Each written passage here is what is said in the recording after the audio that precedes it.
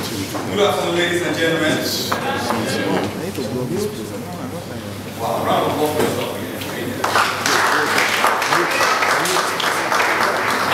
And for the prior speaker, round of applause for them, please. We live in very interesting times. The late Emmanuel Rubin, an airdropper, before he died, he said, he made a very profound statement. He said the 21st century is the era of the three C's: accelerated change, overwhelming complexities, and tremendous competition. I'll take it again. 21st century, accelerated change, overwhelming complexities, and tremendous competition. Now, in the midst of change and uncertainty and complexity is the perfect backdrop for creativity and innovation. We create in the midst of chaos. That's where what I call the red sheep or the red goats shines. So I want to talk to us about our dreams and how important they are in making the shift from where we are to where we really want to be.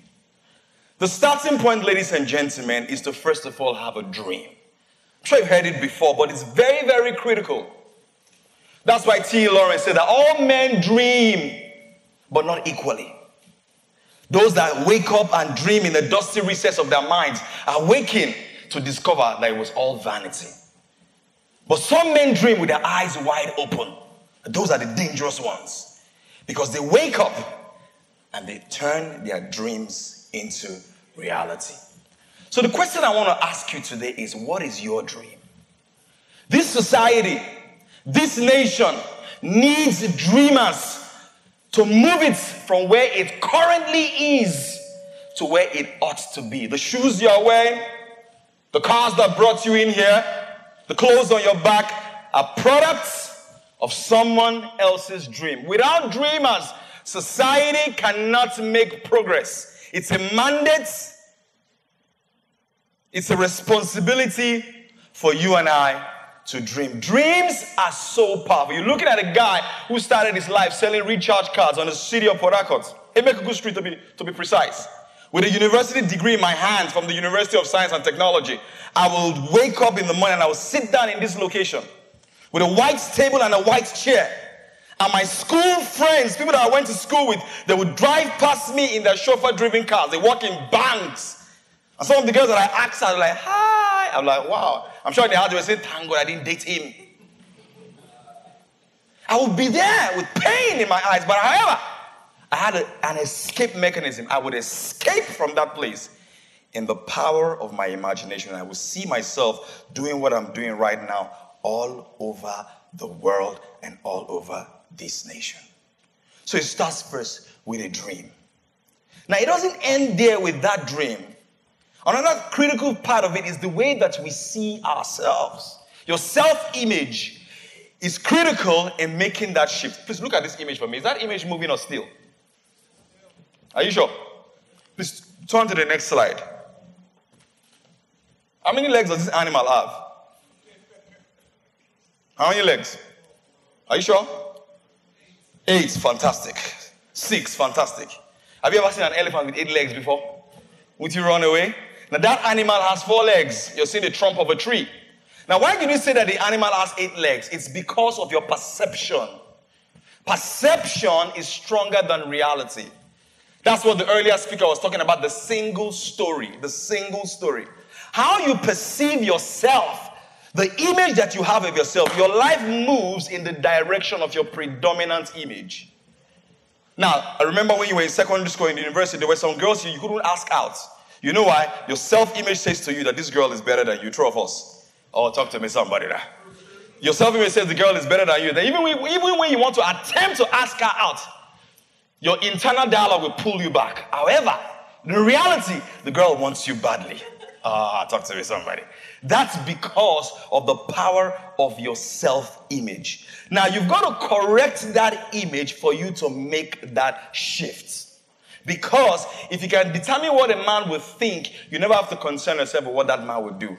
If you can make a man feel inferior, you never have to order him to seek an inferior status. He will seek it himself. If you can make a man feel just like an outcast, you never have to order him to go through the back door. He will go without being told. And if there's no back door, his very outcast nature will demand a back door.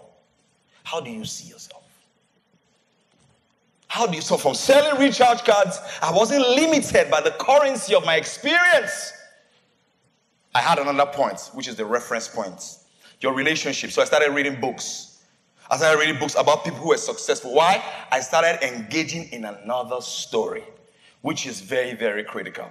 Another thing that builds this is the words that we now consistently begin to hear. You know, I tell my children stories before they sleep. I've got 3 boys. So one day I was telling them a story about 3 rats. My wife says, I don't like rats. Change the story. And I said, okay, there were 3 dogs. They were trying to climb this little hill. And all the dogs were there. Everybody was screaming, you can't do it, you can't do it. And all of them came down.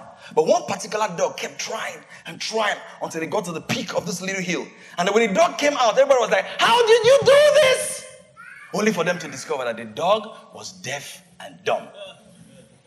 Is it possible that some of the things that you think are impossible are because of the words that people have told you? You know, we project our singular story into the hearts and the minds of other people. And when you hear it consistently, it becomes your actual reality. So you got to be careful of the people that you spend your time with. And then lastly is action. You can have all the dreams in the world, but if you don't act in the direction of your dreams, I said something. I said, your thoughts will attract the opportunities to you, but your action will put money in the hands of that opportunity. And the thing that stops us the most is that we procrastinate a lot.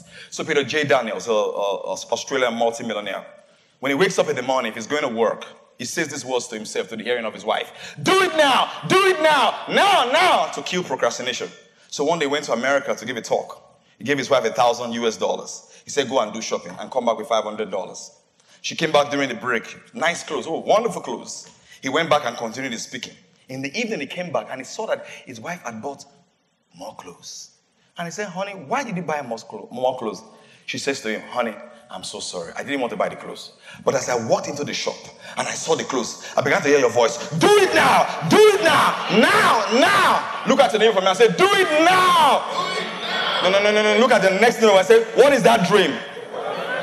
Do it now. Thank you very much. God bless you.